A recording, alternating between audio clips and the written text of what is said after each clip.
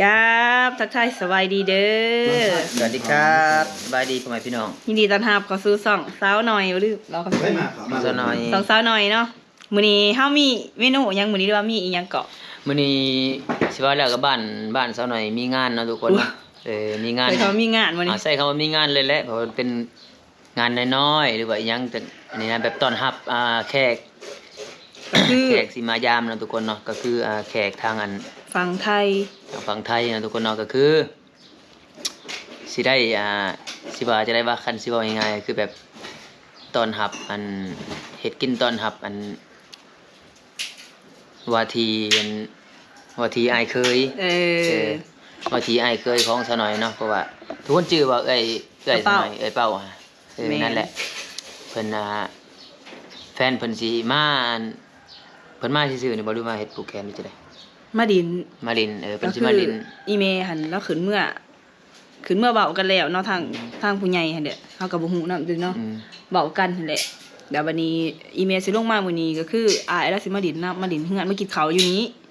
มาจัก 2-3 มื้อสินะแล้วก็สิกลับก็เลยว่า ก็คือตอนทำว่าที่ไอ้เคยซะหน่อยเลยง่ายซะพี่น้องไอ้เคยนี่ได้ซื้อเป็ดมาเฮ็ดเลือดแป้งเฮ็ดอันนี้แล้วก็ตัวใหญ่ขนาดเป็ดกันเนาะเป็ดหรือห่านใหญ่แห้งอีหลีเบิดผูนี่7 9แล้วนี่2โตว่ะ4โลบ่อยู่บ่นี่โลป่าโลละแสนนักเด้อก็สิเฮ็ดเมนูเฮ็ดก้อยเป็ดเนาะเพิ่นอยากแล้วเพิ่นอยากกินปิ้งเป็ดเพิ่นว่าพี่น้องปิ้งได้ใส่อันนั้นเนี่ยเถิดถ้าใส่บักพริกโพงนำนะแล้วหมักแล้วอ่ะเพราะว่าคนไทยเขาจะบ่ค่อยใส่แล้วหมักแล้วอ่ะถ้าอาจจะไปปิ้งอยู่นอกเนาะมีเต่าอยู่เนาะเดี๋ยวสิเฮ็ดคั่วเป็ดกันเนาะทุกคนเนาะเฮ็ดเลยบ่นี่หรือว่านี่ถาเลยแม่ถ้าก็สู้ไปก่อนอย่างเฮาก็ซอยไว้ก่อนแล้วก็บัดมาเฮาก็จังคนสินะเฮ็ดไว้โอเคไปกินข้าวจังพร้อมกันจัดถ่ายซื้อมาดีกว่าบ่ซื้อครบไอ้ซี่ว่าสิคั่วมีดก็บ่เขามีผู้ซ่ามีแต่ผู้หญิงอยู่ว่าตัวนั้นผู้หน้าขาวมาหน้าเอาได้ซื้อบ่ซื้อก็สิเฮ็ดซอยกันเนาะพี่น้องพักบักแตงบักทั่วแพงอยู่เด้อมา10,000จักพักวะเลือสีใดเด้อ2 4 6 8โอ้ย2 4 6 10พักเลย10พักพักละพันนี่เนาะเดี๋ยวให้สิคุณจัดการเป็ดก่อนเนาะพี่น้องกินข้าวแรกนำกันเด้อมื้อนี้ก็ได้เมนูเป็ดมีตัวนึงมีตัวขาวลงจะมาให้เอาไปลงลุมพุ่นนะสิมันสิเปียกกันนั่นนี่ตัวขาวอยู่แต่ว่ามีตัวนี้นี่เพราะว่าต้นเขาสีสาวแม่หันตังจบสมองก็ใส่หมอใหญ่หมอสีตังเดี๋ยวไอ้สีเพิ่นคั่วเป็ดก็น้องพี่น้องเดี๋ยวสักหน่อยไปเก็บใบขี้หูก่อนเงินแสงจากทุกคนเรามาล้างผักกันค่ะ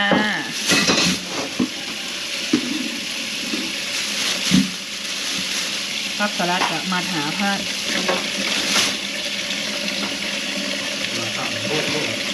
กับถั่วกันยังแห้งอยู่น้องพี่น้อง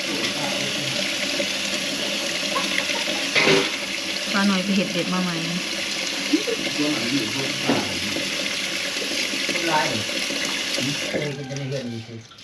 นี่จะห้าวกินเขาอย่างเงี้ยเป็นกินของพวกนี่เด้เคียงก็ได้เรียกว่าโก้เคียงใหญ่ชักบานเดียวไปเลยประมาณ5-6 มื้อเหมือนนี่แม่เหาะเนาะทุกคนเพราะว่าเขาขี่ปักเซลบนโดดออก3 มื้อแน่ประมาณ6 มื้อเหาะไม่ต่างสีเดี๋ยวสักหน่อยสิล้างผักไว้ก่อนผักกินกับก๋วยกับปลากับบุ้มียังไรแล้วพี่น้องสลัดผักซีอันนั้นผักซีลาผักซีคิ้วก่อนบาทเนาะผักหอมป่นแล้วก็ผักกันนะผักกระดูกนี่พอแล้วเก็บมาข้าวห้องเชิงแค่แบบทานผู้ใครบริคอยเยอะเห็ดก๋วย เป็ดปิ่งเป็ดเลือดแป้งที่เราเขานิยมกินเลือดแป้งค่ะ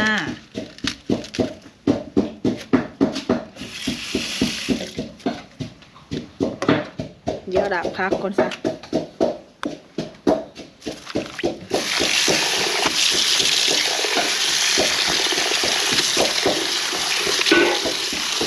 ที่เราจะถือว่าเนี่ยพักเลยเนี่ยพักเป็น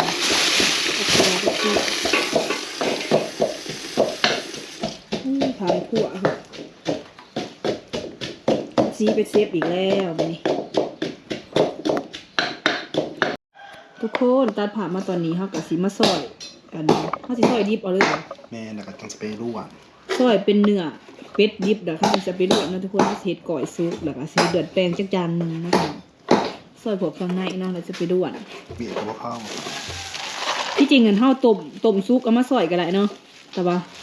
น้ำนวลอันกับสีออกเลยค่ะเนี่ยตะกี้ใส่ในสันเนี่ยเพื่อกับปีกแล้วเนาะที่จริงหันปีกแล้วก็มาฝากหันสีแสบกลัวมันหอม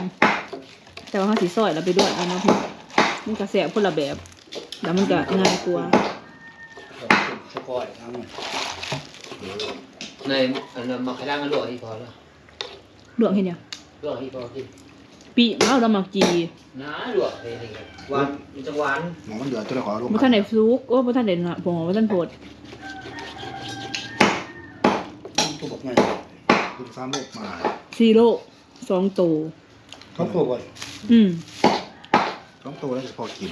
พักซะหน่อยละเด็ดดอยนะพี่น้อง ตัวนึงปีก ปีกก้อยต้ม เนื้อกับหมาเหรอ เขาแบบเบิดมากของกันเบิดเสียหายสิจูน่าเพิ่นซอยกันเนาะพี่น้องทั้งกระซับต้ม ปีกมากบอกเขา เมื่อได้ผลมีผล นี่มีตัวใหม่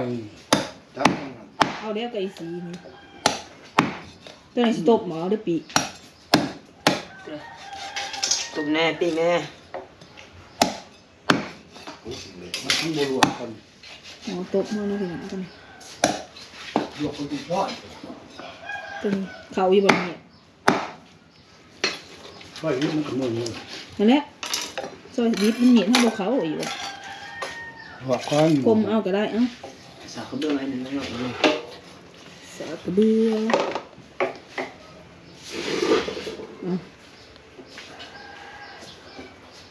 ปีกมาหัวมันหัวทาบีโอเคทุกคนเดี๋ยวซอยอันนี้ใส่ปูนาก่อนมาทุกคนมาเบิ่งไอ้ปูนาเพิ่นสิเอือบปิ้งเป็ดเนาะตำเครื่องยังนี่ใส่ใน นี่กระเทียมตะไคร้ใบบักกูดแล้วก็พริก บักพริกเนาะแล้วก็ ใส่ขิงหน่อยหนึง พริกน้อยหนึงแล้วก็ใส่ขนอไปนวดนะทุกคนโซเดียมนะแล้วก็น้ำปลาน้อยหนึงเนาะเพื่อความหอม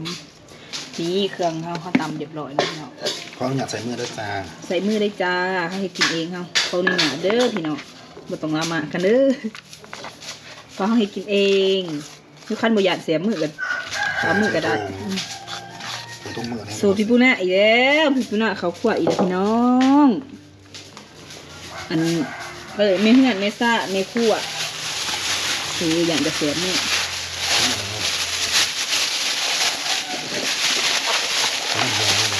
น้ำมันหอม ว่าสีข้าวกับสเปรย์มัน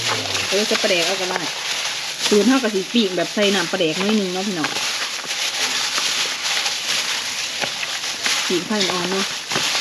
ใจเย็นๆปีกแต่ทำใส่กับพริกผงนี่ทุกคนทานไปได้พริกป่นพริกเป็ดใส่เสะให้นัวหอมเนาะหอมเครื่องตะไคร้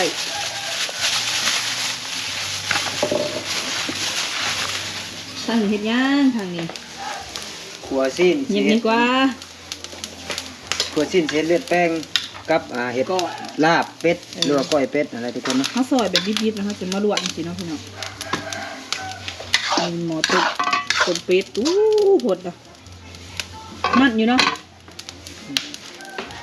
เห็ดเป็น2 เตาเลยเนาะไม่ต้องทันใจเพราะว่าเตาหนึ่ง10 ปีนะ เป็ดบ่ค่อยมันเนาะ มันสมอง มัน ลวก ดิโอ้ยคันเป็ดมันเฮาคั่วกันยังแบบอันนี้เลยในมือเอาเนาะตอนคั่ว ทำซีเป็นลวกซีนะพี่น้อง เห็ดเกาะเห็ดตบเห็ดเดือดแตงเนาะจะใส่ขนมหน่อยมันใส่ยังที่ ใส่เป็นนัว พอแล้วมันจะเค็มเดือดมันจะเค็มนี่ใส่ปลาแดกลงไปแล้วพี่น้อง ตามด้วยพริกป่นนะคะ พวกเผ็ดสมอง เฮ็ดเติมนะเพราะเขาบ่ได้เฮ็ดแจวเด้อ เฮ้ยบุ๊ด พอแล้ว เพราะเขาตำตัวพริกแห้งเขานำ เอาไปใส่ไปเห็ดกินเด้อพี่น้องสูตรก็เข้ามาเห็ดอันปีกไก่ทอดปลาแดกนะแต่ กระดีว่าไหนคือผัดว่าทาดี นี่จะเอาไปสิ ตัวนี้หน่อยเดียว มาทุกคนมันตัดผ่ามาบันนี้ก่อยเนี่ยเขาก็เดือดซุปกับบัวเขาก็มาก่อยบันนี้นี่ก่อยเกล็ดแซ่บๆพี่น้องนี่น้ำด่วนเขาน้ำปลาแดกกันที่ตัวหน้าก่อยที่เกาใส่บักหน้าก่อนมาหน่อยผักบักแตงก็อ่อนๆกระแซ่บกระเสือนี่ผักกันนี้คือยาขี้ซาเหลานะผักสีคิ้วมีมะนาวลงค่ะข้าวคั่ว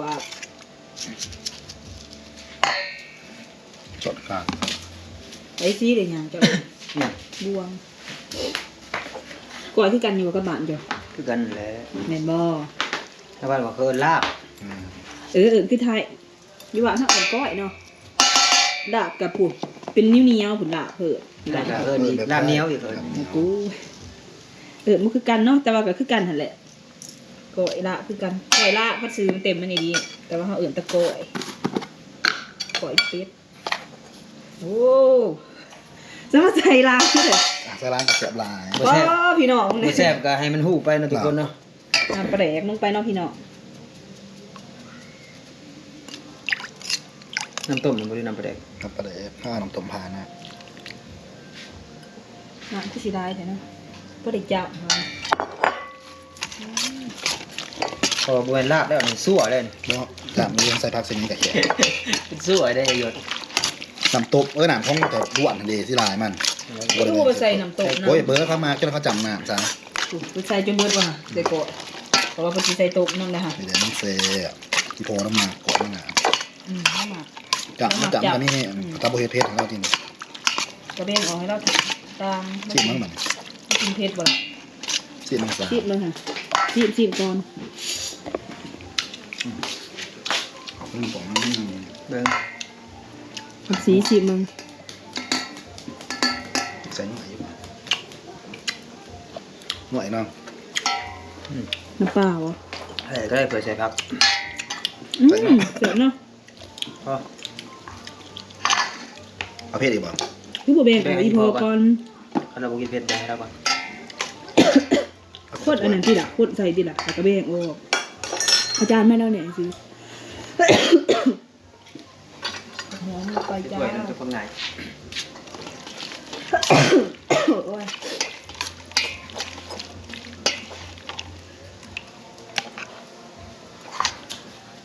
กับร้านนี่โบเพชรตัวนี้เนาะก่อนจะเติมนี้ ใส่บวงนึงลูก พอแล้วกินเผ็ดไปหลายอย่างอาปูนาเราเห็ดกินแซ่บแล้วยังโสดคือเกาให้ไพโลงก็จีบแล้วไอ้ซี่เอาบอกกับหายใจก็ไอ้ปูนาอันนั้นคือ จะ จะไป เป็นกับตุ่มนึง เดี๋ยวแล้ว จ้าหลับเป็ดสูตรลาวนะจ๊ะถ้าสูตรไทยมันจะนำกระเทียมดองอะไรกันหลายอย่างนะสูตรไทยฮะ หมอ มีขนาดนี้ให้ใบผมบอกมีมะพร้าวมะขัวใส่แบบพริก เออ พริกแห้งมาดิน่าเขาเห็ดเขาออกหวานมักหน้าพ่อเราบอก แต่พ่อละจ้าง อย่าปล่อยนะพี่น้องยังหนึ่งเขา ตัวนั้นซอยใส่เลือดบ่ แมน เสด็จเป้ง หน้าพอได้ใส่อีกก่อน ซับอีกไงสิหมอตบให้พี่น้องต้มเป็ดเอ้าแมนตัวนี้ต้มน้ำห่อนสิใส่เลือดแป้งสิเป็ดบ่อยากมันกันเลยหนึ่งเขาอยู่เนาะพี่น้องเผ็ดต้องกินซุปเดี๋ยวขาแต่เขาซุปผู้ดีอีเมลมาเหาะกินเขาพร้อมกันพี่น้องแป้งอ่อนๆอันนี้สิใส่ เดือดแป้งเป็ดมาทุกคนบัดนี้หลังจากที่ว่าเฮาก่อยเป็ดแล้วเฮาสิมาเฮ็ดเดือดแป้งจ้าเฮ็ดเป็น4จานเนาะจานน้อยเฮาก็สิเอาผักบัวกับชีหอมลงไปห้วยก่อนเนาะพี่น้องเพื่อความหอมแล้วก็ เพิ่มสีสัน ตะไคร้บักถั่วดินเฮาบ่ได้ซื้อซะใส่กับยาเนาะจะก็บ่ได้มักอยู่แล้วเนาะถูกใจคำสี กระบุกดอก คำซีเป็นบ่หมักเนาะซะหน่อยกับบ่ปานใดดอกคำทีดินมีก็กินบ่มีก็บ่กินบ่ใส่ถ้าแต่อันนั้นน้ำร้อนมันอุ่นเนาะ